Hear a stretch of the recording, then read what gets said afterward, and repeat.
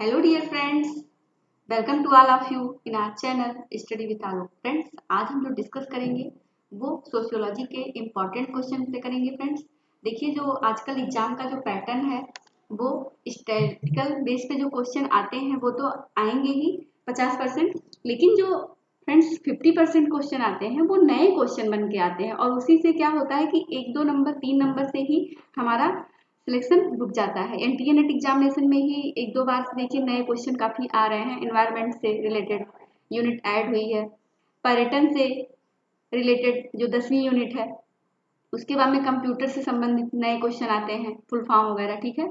तो उसको सब हमें कवरअप करने की ज़रूरत है, क्योंकि जो पुराना डाटा है जैसे प्रीवियस ईयर, वो देखिए हमारे चैनल पे 26 प्रीवियस ईयर पेपर डिस्कस करवाए गए हैं, तो वो सब काफ़ी लर्न हो चुके हैं, ठीक है। अगर वो आते हैं तो वो गलत नहीं होते हैं, लेकिन जो नए क्वेश्चन जो बन के आते हैं इन सब पे अगर वो हमें नहीं पता होते हैं तो वो क्वेश्चन क्या होते हैं फ्रेंड्स, तुरंत ही गलत हो जाते हैं।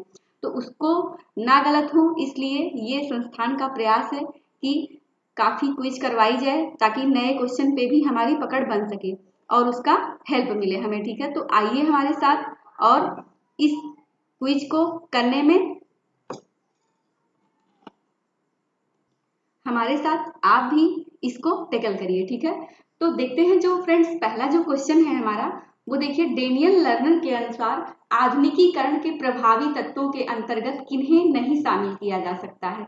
डेनियल लर्नर के अनुसार आधुनिकीकरण के प्रभावी तत्वों के अंतर्गत किन्हें नहीं शामिल, नहीं पे जरूर फ्रेंड्स फोकस करिएगा। कभी कभी हम नहीं पे फोकस नहीं करते और उसे पॉजिटिव वे में लेते हैं, ठीक है, और क्वेश्चन वहीं पे ही रॉन्ग हो जाता है।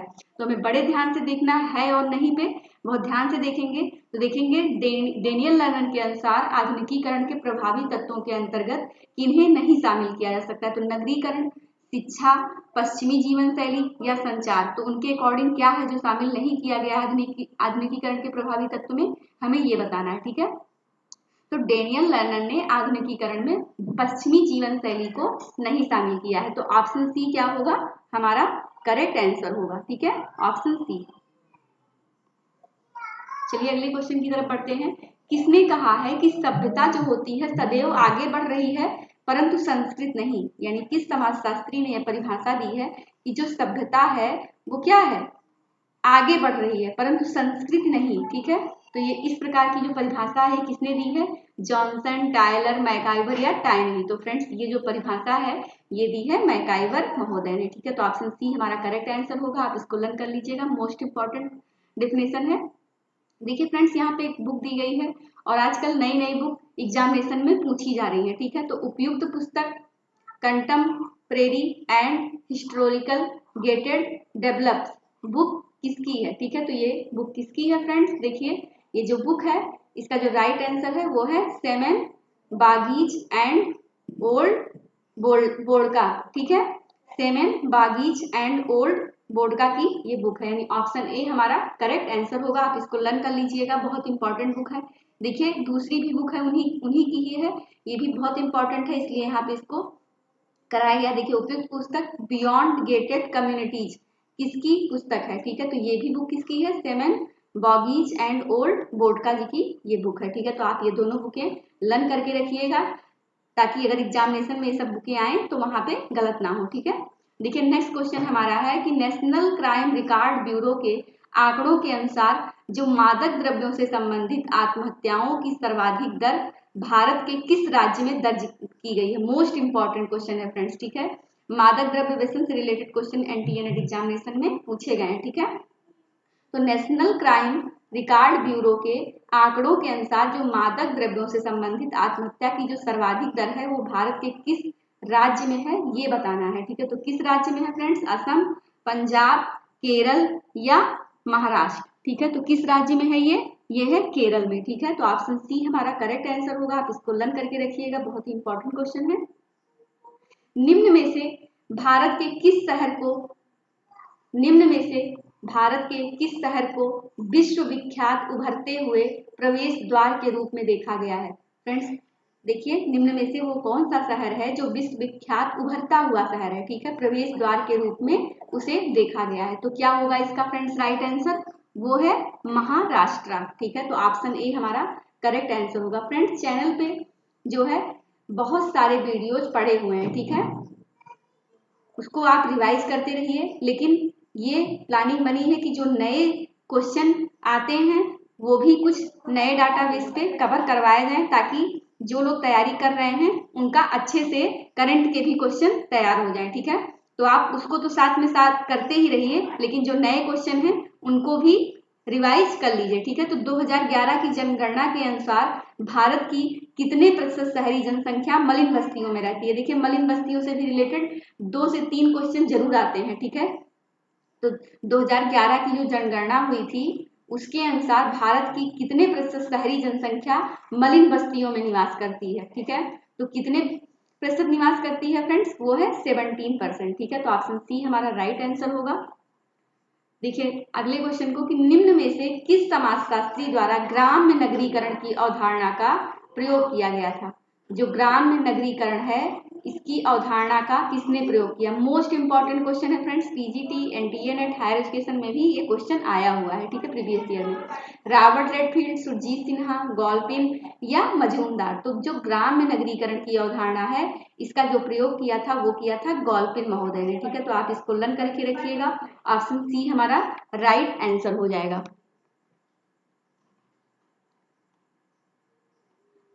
यहाँ पे देखिए डेफिनेशन दी गई है कि अब ग्रामीण समाजशास्त्र ने जड़ें पकड़ना प्रारंभ कर दी हैं, जो धीमी गति किंतु निश्चित गति से संसार के विभिन्न भागों में फैल रही हैं। ये कथन किसका है, ठीक है। तो जो ग्रामीण समाजशास्त्र ने क्या की है, जड़ें पकड़ना प्रारंभ कर दी हैं और जो धीमी गति किंतु निश्चित गति से संसार के विभिन्न भागों में फैल रही है। तो ये जो कथन है ये किसका है, AR देसाई, मैकिम मैरियट, गॉलपिन या मजूमदार। तो फ्रेंड्स इस प्रकार का जो कथन है वो है AR देसाई जी का, ठीक है। AR देसाई जी, यानी हमारा जो राइट आंसर होगा वो होगा ऑप्शन ए। नेक्स्ट क्वेश्चन है कृषक आंदोलन से संबंधित भूदान और ग्राम्य दान आंदोलन की शुरुआत सामान्यतः किस राज्य से मानी जाती है, ठीक है। तो मोस्ट इंपॉर्टेंट क्वेश्चन है फ्रेंड्स, कृषक आंदोलन से संबंधित जो भूदान और ग्राम दान आंदोलन था उसकी शुरुआत सामान्यतः किस राज्य से मानी जाती है। देखिए छत्तीसगढ़, आंध्र प्रदेश, मध्य प्रदेश या पंजाब। तो इसकी जो फ्रेंड्स शुरुआत मानी गई थी वो कहाँ से, आंध्र प्रदेश से, ठीक है। तो ऑप्शन बी हमारा राइट आंसर होगा। बढ़ते हैं अगले क्वेश्चन की तरफ कि जनजातियों के विकास तथा जनजातियों को वित्तीय सहायता उपलब्ध कराने के उद्देश्य से राष्ट्रीय अनुसूचित जाति जनजाति वित्त एवं विकास निगम की स्थापना किस वर्ष की गई, ठीक है। जो जनजातियों का जो डेवलपमेंट है उनको वित्तीय सहायता उपलब्ध कराने के लिए राष्ट्रीय अनुसूचित जाति जनजाति वित्त एवं विकास निगम की स्थापना किस वर्ष की गई थी। 2001 में, 2005 में या सन 2000 में या 1978 में। तो फ्रेंड्स इसका जो राइट आंसर होगा वो होगा ऑप्शन 1 यानी सन 2001 में, ठीक है। तो आप ये सब लर्न करके रखिएगा। ऑप्शन ए हमारा करेक्ट आंसर हो जाएगा। देखिए अगला क्वेश्चन है कि जनजातियों के समग्र विकास हेतु एक दृष्टिकोण के रूप में रूपांतरित क्षेत्रीय विकास उपागम किस पंचवर्षीय योजना के तहत अपनाया गया था, ठीक है। तो जो जनजातियों के समक्ष विकास हेतु एक दृष्टिकोण के रूप में रूपांतरित क्षेत्रीय विकास उपागम किस पंचवर्षीय योजना के तहत अपनाया गया। देखिए 5वीं, 4थी, 6वीं या 9वीं, ठीक है। तो किसमें अपनाया गया था फ्रेंड्स, 6वीं के द्वारा, ठीक है। तो ऑप्शन सी हमारा राइट आंसर होगा। नेक्स्ट क्वेश्चन है कि संरचनात्मक खिंचाव का सिद्धांत, मोस्ट इंपॉर्टेंट है फ्रेंड्स, संरचनात्मक जो खिंचाव का सिद्धांत है वो किस समाजशास्त्री से संबंधित है। नील जे स्मेल्सर, FG वेलेस, ठीक है, MSA राय या टर्नर एवं किलेन के द्वारा। तो ये किसके द्वारा है फ्रेंड्स, संरचनात्मक खिंचाव का सिद्धांत ये दिया है नील जे स्मेल्सर महोदय ने, ठीक है। तो ऑप्शन ए हमारा राइट आंसर होगा। मोस्ट इंपॉर्टेंट क्वेश्चन है फ्रेंड्स, आप इसको लर्न करके रखिएगा। उपयुक्त पुस्तक द मे ऑफ मूवमेंट कई बार पूछी गई है, ये प्रीवियस ईयर नेट के एग्जामिनेशन में ये बुक पूछी गई है फ्रेंड्स कि the May of movement book किसकी है। आप भी गेस करिए फ्रेंड्स हमारे साथ, ठीक है। MSA Rao, Alain Touraine, Herbert Blumer या केशव चंद, ठीक है। तो ये जो बुक है friends the May of movement ये है एलन तुरेन की बुक। किसकी है? Alain Tourane.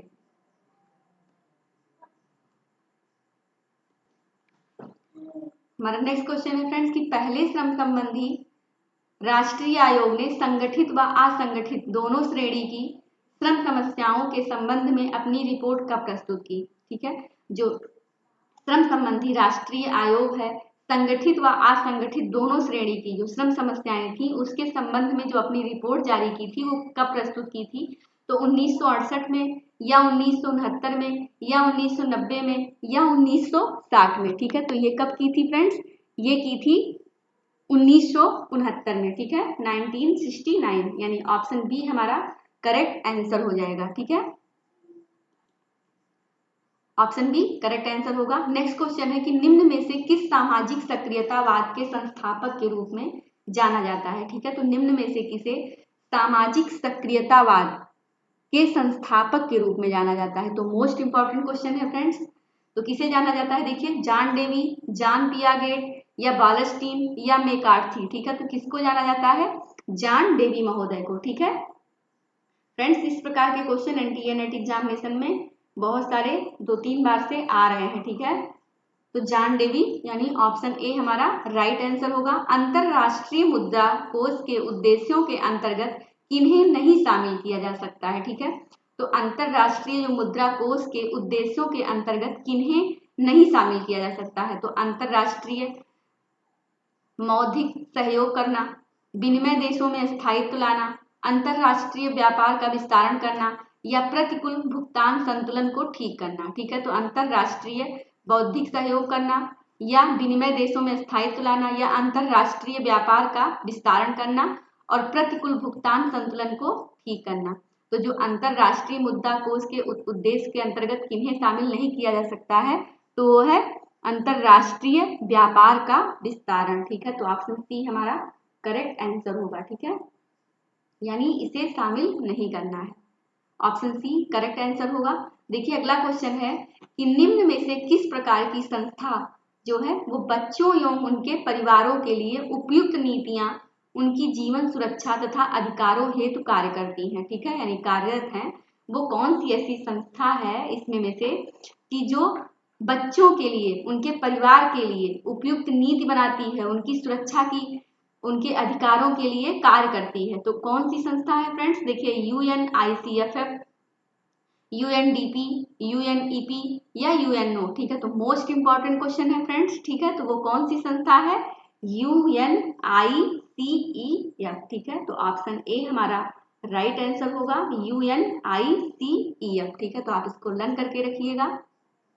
ऑप्शन ए हमारा करेक्ट आंसर होगा। हमारा नेक्स्ट क्वेश्चन है कि ME फाइनर द्वारा बताई गई राजनीतिक संस्कृति के प्रकारों के अंतर्गत किन्हें नहीं शामिल किया जा सकता है? ठीक है, तो जो ME फाइनर महोदय द्वारा बताई गई राजनीतिक जो संस्कृति है के प्रकारों के अंतर्गत किन्हें नहीं शामिल किया जा सकता है? तो देखिए, आंग्ल अमेरिकी राजनीतिक संस्कृति को, विकसित राजनीतिक संस्कृति को या न्यूनतम राजनीतिक संस्कृति को या प्रौढ़ राजनीतिक संस्कृति को। तो ठीक है, तो किसे नहीं शामिल किया गया है? वो है आंग्ल अमेरिकी राजनीतिक संस्कृति को। ठीक है, तो ऑप्शन ए हमारा करेक्ट आंसर होगा, यानी ME फाइनर महोदय ने राजनीतिक संस्कृति के जो प्रकार बताए थे उसमें आंग्ल अमेरिकी राजनीतिक संस्कृति को उन्होंने नहीं बताया था। ठीक है, और बाकी तीनों की उन्होंने चर्चा की है। ठीक है, हमारा नेक्स्ट क्वेश्चन है कि all India human rights association जो कि लोगों के अपने अधिकारों और विशेषाधिकारों के बारे में शिक्षित करने का काम कर रहा है, इसकी स्थापना वर्ष कब है? ठीक है, तो जो all India human rights association जो कि लोगों को अपने अधिकार और विशेषाधिकारों के बारे में शिक्षित करने के लिए काम कर रहा है, वर्क कर रहा है, जो उसकी स्थापना हुई थी उसकी स्थापना वर्ष क्या है ये हमें बताना है। तो 1980, 1985, 1987 या 1990। मोस्ट इंपॉर्टेंट क्वेश्चन है फ्रेंड्स। तो ये कब इसकी स्थापना हुई थी? ये हुई थी 1987 में, यानी 1987 में। तो हमारा जो राइट आंसर होगा वो होगा ऑप्शन सी। तो फ्रेंड्स, आज की जो क्विज है हमारी वो यहीं पे फिनिश होती है। फिर हम कल मिलेंगे और जो भी इम्पोर्टेंट होगा उस पर हमारा डिस्कशन होगा फ्रेंड्स, ठीक है। तो अगर आपको हमारी वीडियो पसंद आए तो वीडियो को लाइक करिए और चैनल को सब्सक्राइब करिए। Thank you so much friends.